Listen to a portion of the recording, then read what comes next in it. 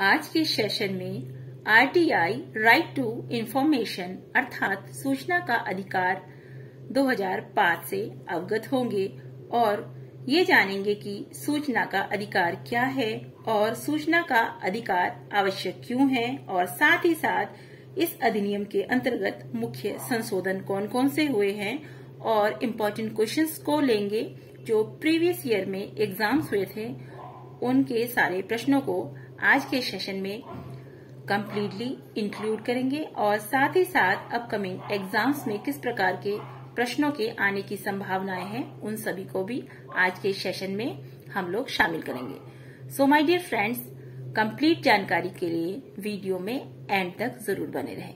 Hello my dear friends, this is Anamika Sharma, welcome back to my channel. तो सूचना का अधिकार क्या है?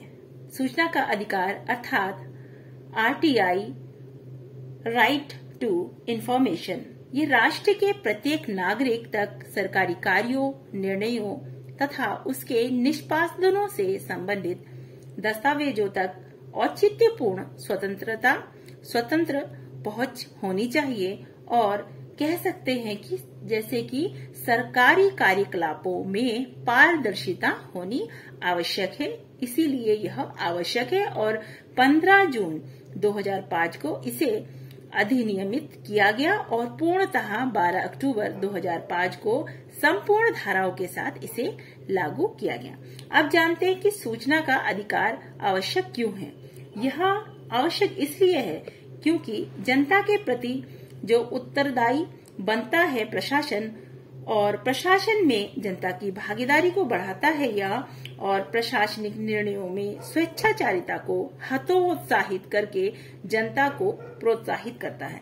साथ ही साथ यह लोक प्रशासन में भ्रष्टाचार के अवसरों को घटाते हुए प्रशासन को जनता की आवश्यकताओं के प्रति अधिक संवेदनशील बनाता है और यह नागरिकों को सशक्त भी बनाता है। साथ ही साथ लोकतंत्र की प्रक्रिया में नागरिकों की भागीदारी भी सुनिश्चित करता है। अब जानिए कि अधिनियम में मुख्य संशोधन क्या हुए हैं। तो संशोधन के तहत जो है यह प्रावधान किया गया कि जो मुख्य सूचना आयुक्त एवं सूचना आयुक्तों के साथ ही साथ राज्य मुख्य सूचना आयुक्त एवं विभिन्न जो सूचना आयुक्त हैं उनके जो वेतन भत्ते एवं सेवा की जो अन्य शर्तें हैं वो केंद्र सरकार के द्वारा ही तय की जाएंगी। और साथ ही साथ यह सूचना का अधिकार अधिनियम 2005 यह प्रावधान भी करता है कि यदि मुख्य सूचना आयुक्त अथवा सूचना आयुक्त पद पर नियुक्त होते समय उम्मीदवार किसी अन्य सरकारी नौकरी की पेंशन ले रहा हो अथवा अन्य सेवा निवृत्ति का लाभ प्राप्त कर रहा हो तो उस लाभ के बराबर जो धनराशि उसको मिल रही है उसको उसके वेतन से क्या कर दिया जाएगा, घटा दिया जाएगा। लेकिन इसमें संशोधन होके क्या हुआ है कि इस नए विधेयक के अनुसार ये प्रावधान को पूर्णतः समाप्त कर दिया गया है।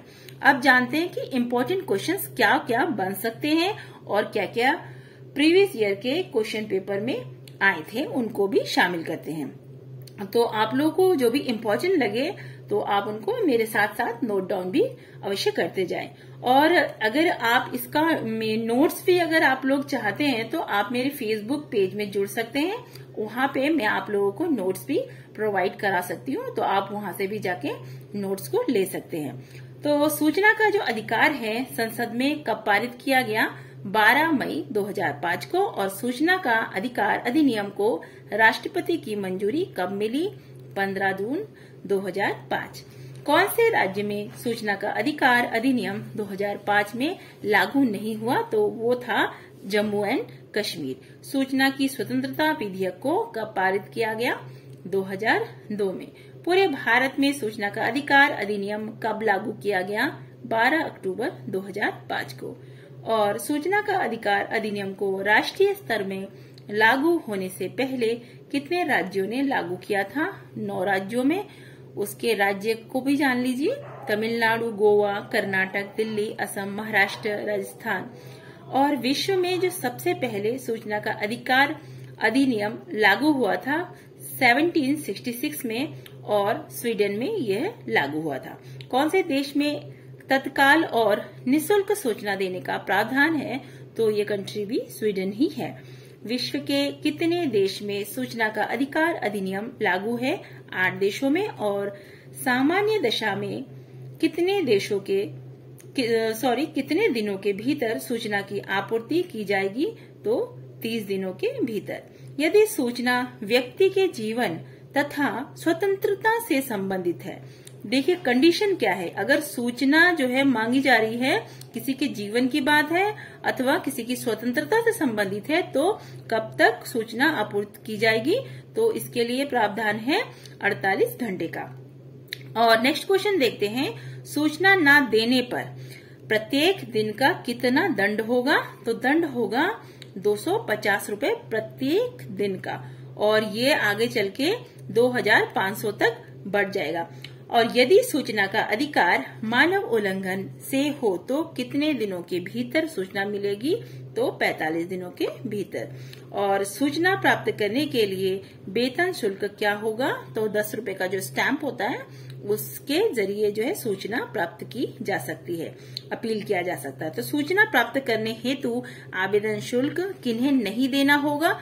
जो कि गरीबी रेखा के नीचे के जो व्यक्ति हैं उनको जो है निःशुल्क ये सुविधा प्राप्त हो सकेगी।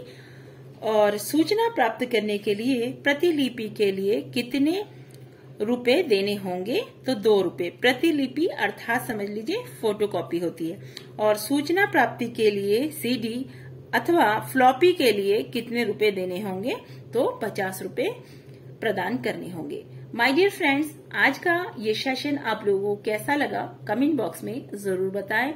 और वीडियो अगर आप लोगों को पसंद आई है तो लाइक का बटन जरूर प्रेस करें। और आप लोगों को इस प्रकार की बेहतरीन वीडियोस की अगर आवश्यकता है तो चैनल को जरूर सब्सक्राइब कर ले और साथ ही साथ बेल आइकन को भी प्रेस कर ले, ताकि आने वाली सभी वीडियोस की नोटिफिकेशन सबसे पहले आप लोगों तक पहुंचे। मिलते हैं नेक्स्ट विषय के साथ, तब तक पढ़ते रहिए और आगे बढ़ते रहिए। Thanks for listening.